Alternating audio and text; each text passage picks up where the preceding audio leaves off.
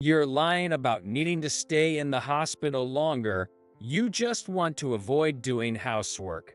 Why don't you hurry back and make yourself useful to me? The first thing that greeted us when we entered Emily's house was Ken's incredibly vile shouting.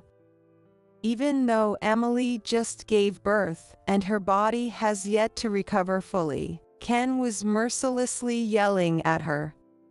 It was a terrifying sight. Just lay the baby down somewhere. You should be thinking about me first. Get to taking care of me right now.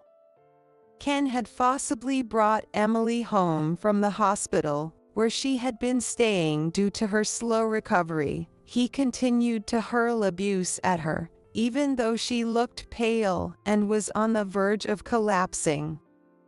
Emily, holding her newborn baby, was made to sit on the hard floor, unable to resist.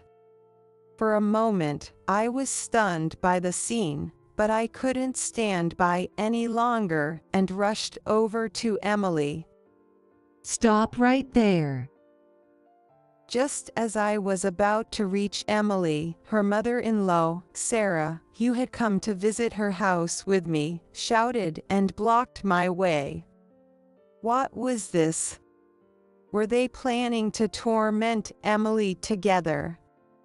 I couldn't let them put Emily through this any longer. I brushed Sarah aside and tried to hug Emily. At that moment, with a demonic expression, Sarah shouted, "Enough already," and raised her fist. She was going to hit me. I covered Emily and closed my eyes. The next thing I heard was a dull thud as something fell to the ground. What was that sound? Fortunately, it seemed we hadn't been hit. I cautiously opened my eyes, and the sight that met my eyes was beyond anyone's imagination. An unexpected person had come to our rescue.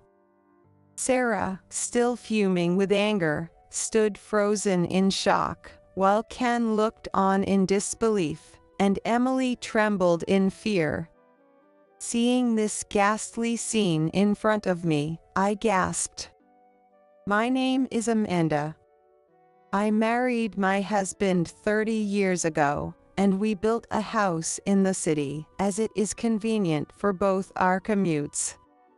Even after giving birth to our only daughter, Emily, thanks to my husband's support with housework and childcare, I was able to balance work and family life. Though we were not wealthy, we raised Emily without any difficulties and built a peaceful home. Emily got married a few years ago and now lives in the suburbs, far from our home. With our child-rearing days behind us and the mortgage paid off, my husband and I spent our days planning our early retirement and enjoying our time together. Meanwhile, Emily and her husband, Ken, bought a house in the suburbs and were working hard as a dual-income family. Although we didn't see them often due to the distance, we trusted Ken completely. He had a gentle nature and took great care of Emily. When he visited to introduce himself before the wedding, the tender look he gave Emily left a strong impression on me. He had a completely opposite personality to Emily's straightforward nature, and we often laughed, thinking he would probably be a husband who would be under her thumb after marriage. We were eagerly awaiting the birth of a new life. Every day was filled with happiness. But one day, everything changed with a phone call from Emily. Mom, I'm worried if I can build a proper family once the baby is born. Her voice over the phone sounded weak and a bit frightened. As I listened in detail, I learned that Emily's life was far different from what we had imagined. You've worked hard all this time, so now take care of yourself and spend time with the baby in your belly. Happy with her husband's words as she entered the final stage of pregnancy, Emily quit her job and started preparing for the birth as a stay-at-home mom at his request. However, after those words, his personality suddenly changed, and his kind demeanor vanished as if it had been a lie. He began to throw heartless words at Emily. Who do you think you are, lazing around every day and not doing any housework? Whose money do you think you're living on? Ken shouted mercilessly at Emily, who was suffering from severe late pregnancy morning sickness and back pain, unable to move as she wanted. Pregnancy isn't a disease. You're just exaggerating because you're a little tired. You just want to skip out on housework, don't you? Emily couldn't keep quiet and repeatedly argued back, explaining the symptoms that occur in late pregnancy, seeking his understanding, but Ken wouldn't listen at all, instead continuing to berate her, drowning out her words. I work all day and I'm tired. Hurry up and prepare dinner. Bring me change of clothes. Haven't you filled the bath yet? Stop being so lazy. With her hormones in disarray from the pregnancy and being subjected to her husband's heartless tirades every day, Emily became trapped in negative thinking, constantly expressing fears about the future. This was a side of Ken we couldn't imagine from the kind person we knew. However, Emily's trembling, tearful voice was undeniably genuine. I repeatedly urged Emily to divorce and come back home, but she decided to endure a bit longer, hoping her husband would return to his kind self after the baby was born. Perhaps she couldn't forget the kind husband he once was. But I couldn't leave my precious Emily and grandchild with Ken, who had such a drastic change in personality. Thinking this, I encouraged Emily to seek help from Sarah, who knew Ken the best. Emily's father-in-law, Tom, had already passed away, but Sarah was still alive and lived near the couple. I believed that Sarah, having experienced pregnancy and childbirth herself, would surely side with Emily. However, Emily said, Sarah told me I could always consult her if I was in trouble, but she hasn't contacted me once since I got pregnant. This only deepened my mistrust of Sarah. Could it be that Sarah was aware of Ken's wrongdoing and chose to ignore it? Perhaps Sarah was secretly manipulating Ken. Ken's drastic change was hard to believe, especially given the gentle look he had shown Emily when we first met. It's entirely possible that Sarah was behind it. Various speculations ran through my mind. If no one nearby was on Emily's side, then I had to protect her myself. I continued to call Emily frequently and listened to her talk. Although our discussions about divorce remained deadlocked, I had promised to stay at a hotel near Emily's house after the birth to help her during her postpartum period. I decided to wait until then to try and persuade her directly to consider divorce. Just a little more patience. I repeated this to myself many times. Then suddenly, Emily contacted me. Mom, the baby has been born. What? There should have been about a week left until the due date. and to receive such sudden news without any prior warning was extremely puzzling. As soon as I hung up the phone, my husband and I headed to the hospital. According to the doctor, Emily's water had broken suddenly, and labor had begun. Until then, the pregnancy had been progressing smoothly without any issues, but the doctor said she must have been under a lot of stress. Ken immediately came to mind. It had to be the stress from him. Although the baby was born prematurely, fortunately, it was healthy and cried strongly at birth. However, Emily had lost a lot of blood during the delivery and was under observation by the doctor, lying in bed. She couldn't even hold her newborn baby, as multiple tubes connected her to various medical devices. I stayed at a hotel and went to the hospital every day to take care of Emily. Emily's body was gradually recovering, but it seemed it would still be a while before the doctor would allow her to be discharged. One day, while my husband and I were walking down the hospital corridor to visit Emily, we happened to run into Ken coming from the opposite direction.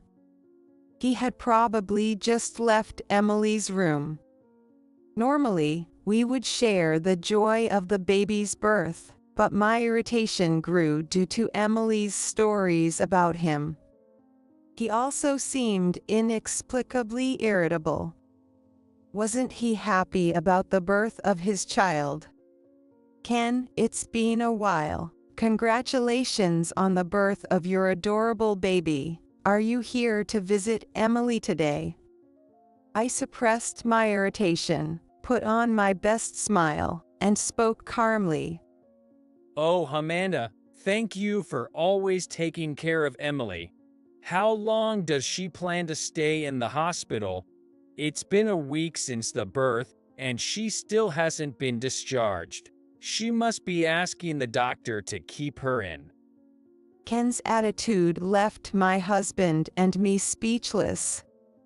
Ken was a different person from the one we met before the wedding.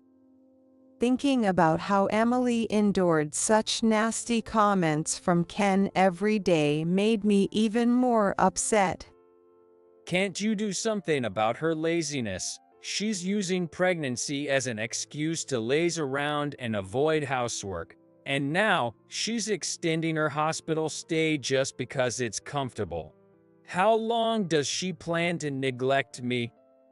Before encountering us, he must have bombarded Emily with complaints and sarcasm in the hospital room. Even after that, his irritation hadn't subsided, and he directed his frustration at us. Ken, that's enough. How can you speak like that?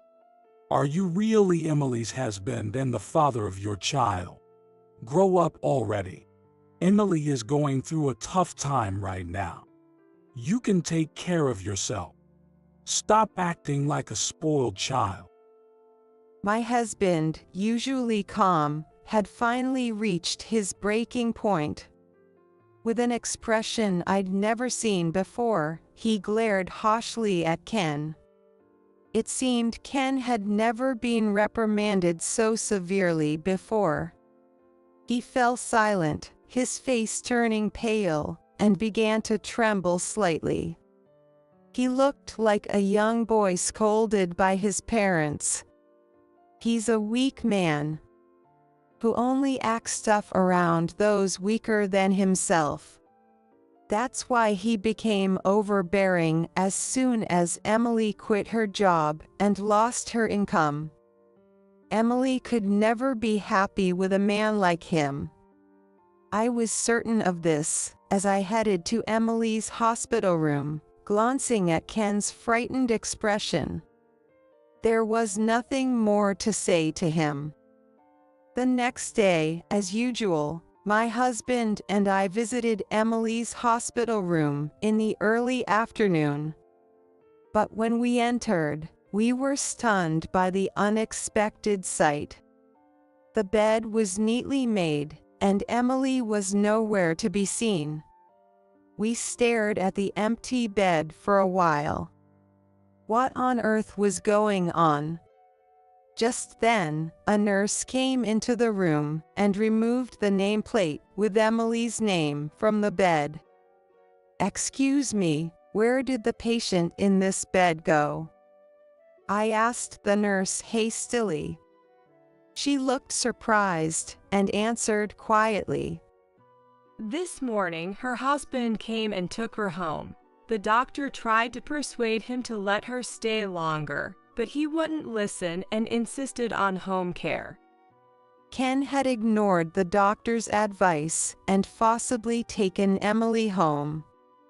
We felt a sense of danger for Emily and hurried out of the hospital. We got into a taxi and headed to Emily's house.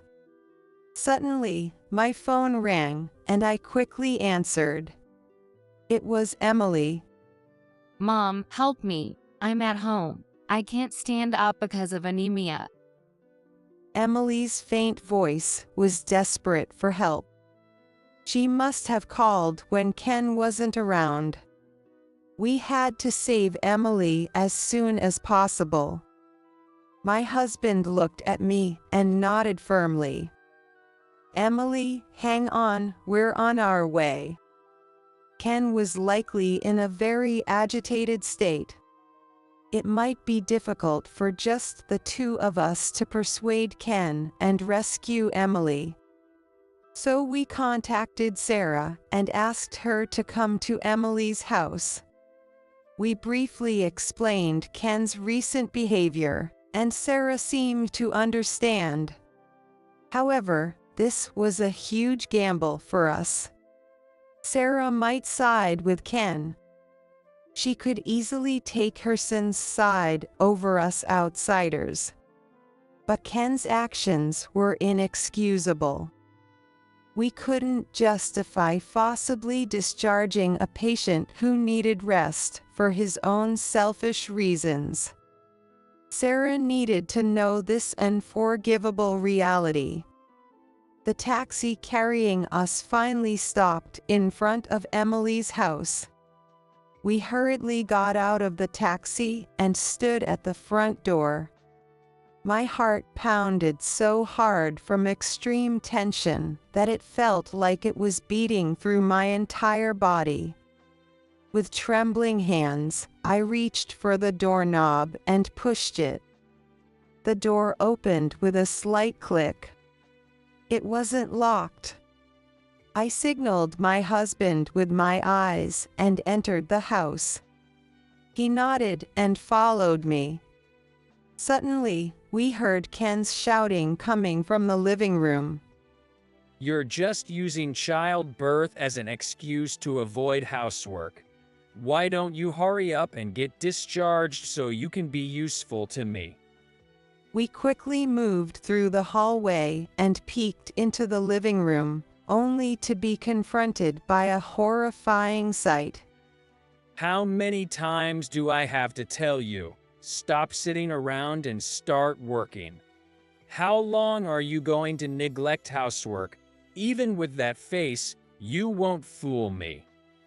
Emily was breathing heavily, her face pale and her eyes so vacant they seemed ready to close at any moment. Yet, she was desperately holding her baby, sitting on the hard floor. Despite Emily's condition, Ken continued to hurl insults at her. "Just lay the baby down somewhere. Think about me first. Take care of me right now." How could he say this was laziness when Emily looked like she was on the brink of collapse? This situation was far from normal. Enough already. My husband couldn't stand it any longer and stepped in front of Emily, glaring sharply at Ken. At the same time, I rushed to Emily and hugged her. Emily, it's okay now. Ken's eyes widened in surprise at our unexpected appearance, and sweat beaded on his forehead, trickling down his cheeks. What? Who are you people? His voice shook, unable to hide his agitation, as he stumbled backward. Ken's previously arrogant attitude towards Emily changed completely, and he suddenly became frightened. Ken's true nature was revealed, an overbearing person who only bullied those weaker than himself. How painful it must have been for Emily to endure such treatment. I could never forgive Ken. Just then, Enough already.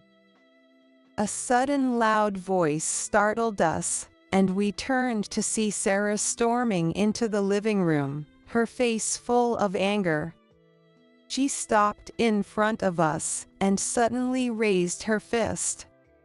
Was she going to hit Emily? Why did Emily have to suffer even more? I tried to protect Emily, covering her trembling body with mine and closing my eyes. Then I heard a dull thud of something falling. It didn't hurt. Apparently, we hadn't been hit. I cautiously opened my eyes to see Sarah standing tall, and behind her, Ken lay on the floor. Ouch. Mom, why did you suddenly hit me? Ken, tears in his eyes, held his cheek and rolled on the floor. What was happening? My husband and I were stunned by the sight. Sarah then turned to us, gasping, and suddenly apologized. I am so sorry. I had no idea my son's behavior towards Emily was so terrible. As she apologized deeply, her voice trembled. If I had been more involved, maybe this wouldn't have happened. My son told me not to contact Emily because she found it burdensome, and I foolishly believed him and refrained from reaching out. I'm truly sorry. Even as we repeatedly urged her to raise her head, Sarah remained still. Then Emily, summoning her strength, spoke up. I never said it was a burden. I was very happy when you told me I could talk to you about anything. It became clear that Ken had also distorted the relationship between Sarah and Emily. Shut up. Don't say anything unnecessary. Suddenly, Ken stood up and raised his hand toward Emily. Danger. I moved to shield Emily once more, and my husband tried to restrain Ken, but at that moment, there was a sharp slap. Ken slapped twice on the cheek, collapsed onto the floor, eyes wide in shock, looking up at Sarah. Mom, what are you doing? Aren't you on my side? I'm your son. Sarah's hand was trembling. She clenched her fist tightly, struggling to suppress her rising anger. My son, I don't remember raising such a pathetic man. You are a coward who bullies the weak. However, she couldn't suppress her anger, and it exploded. Sarah fiercely scolded Ken.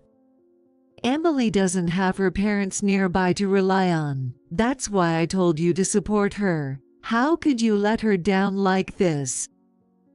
We were astonished by Sarah's words.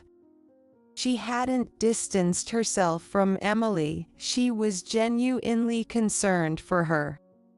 Pregnancy is far more taxing on the body than men realize. I repeatedly told you to do as much housework as you could and to let Emily rest after she was discharged, but you ignored everything I said. Hearing Sarah's words, Emily broke down in tears. It was as if the tension that had held her together suddenly snapped. I gently picked up the baby and helped Emily lie down on the sofa. And then you forcibly discharged her and demanded she take care of you. Who do you think you are? Can't you do anything on your own? How can someone like you be a father? Get your act together and start over. Ken, unable to resist Sarah's furious tirade, shrank smaller and smaller, muttering, I'm sorry," in a small voice. How could you let Emily, in such a weakened state, sit on this hard floor? You sit there for a while too. Defeated by Sarah's forcefulness, Ken, exhausted and looking as if his soul had left his body, sat down on the hard floor, staring blankly at one spot. Then my husband, Sarah, and I began discussing Emily and the baby's future. Sarah repeatedly apologized to Emily, promising to do whatever she could to help. Emily then sat up and said, I'm considering divorce. Her color seemed to have returned, suggesting she was feeling better. As we nodded in agreement with Emily's decision, Ken suddenly stood up and rushed over to her. You can't be serious about divorce. Please don't say that. I can't live without you. He quickly changed his tone, as if all his previous insults had been lies. I can't do this anymore. I hoped you would change after the baby was born, but I'm at my limit. Emily refused to look him in the eye, shaking her head no matter what he said.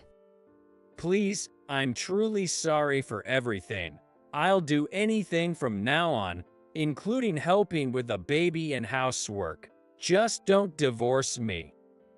Ken begged repeatedly, but his plea was not accepted, and he was finally excluded from the discussion. The four of us agreed that Emily would return to the hospital for further care.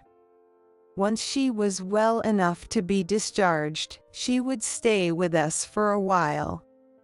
This house is strangely clean.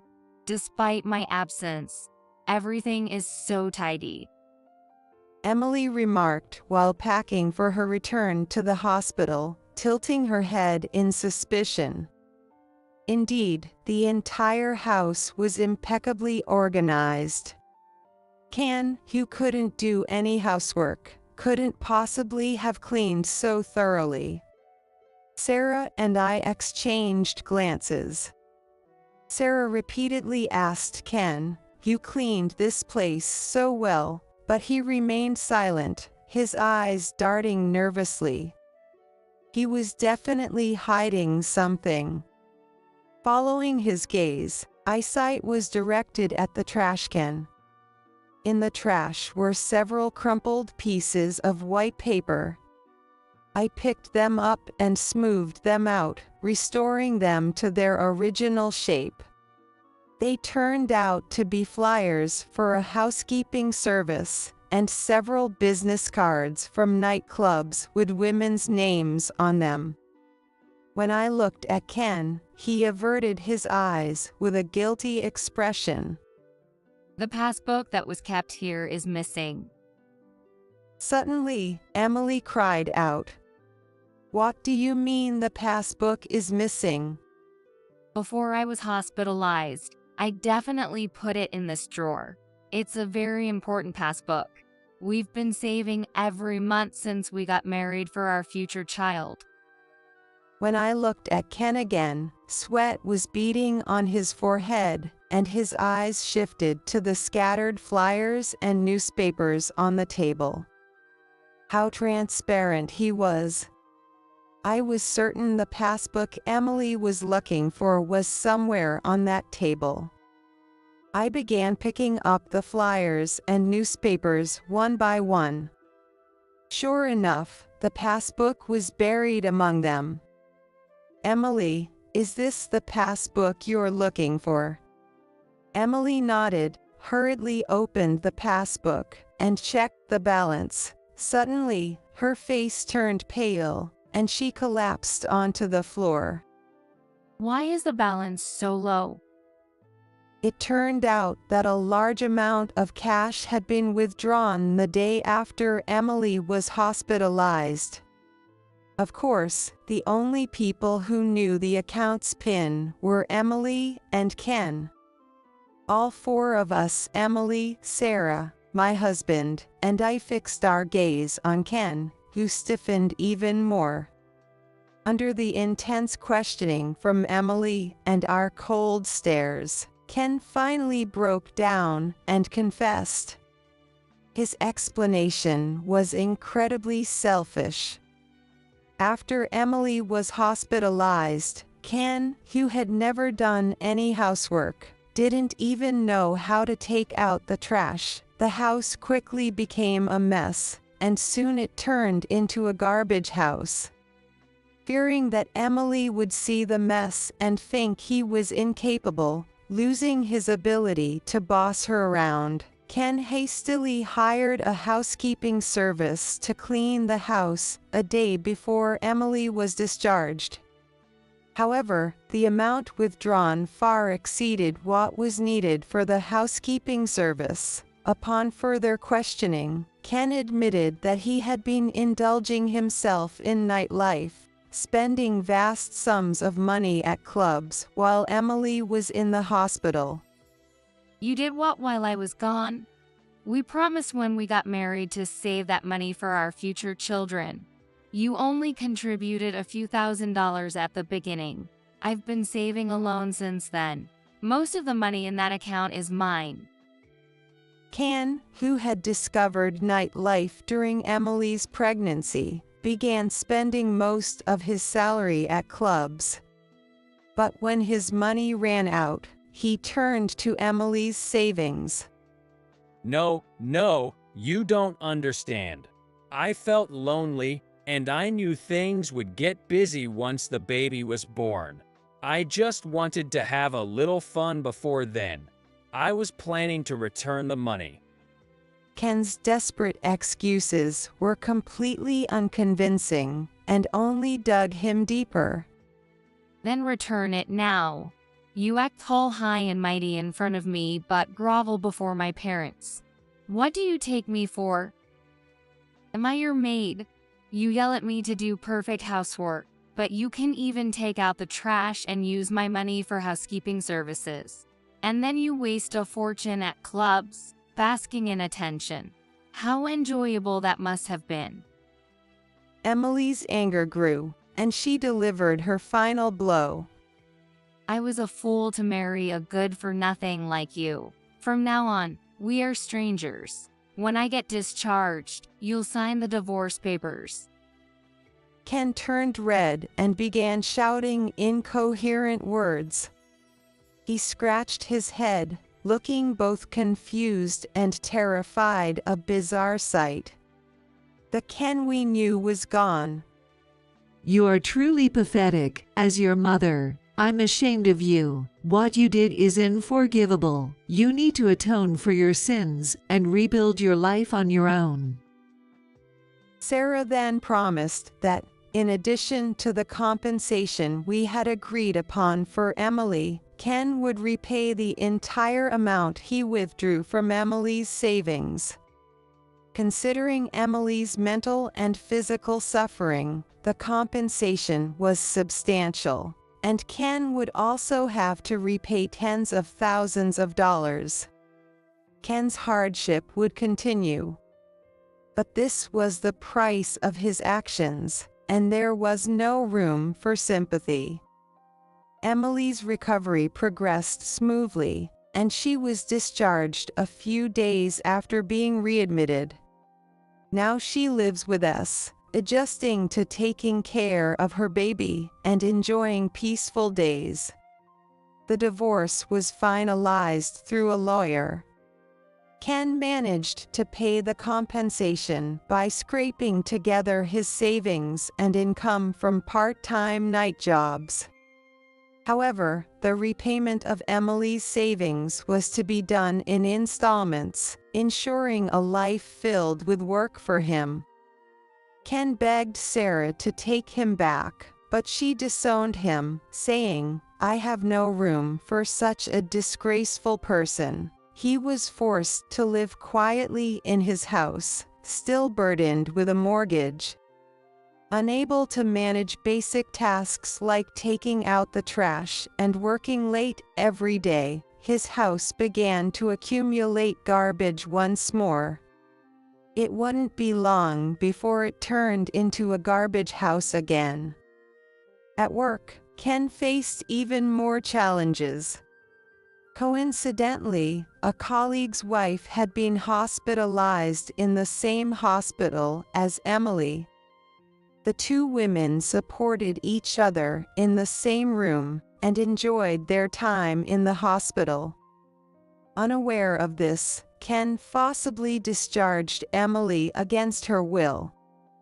The entire incident was witnessed by his colleague's wife, who then spread the rumor throughout the company. After the divorce, Ken became a pariah at work, avoided by everyone, and subjected to whispers and gossip.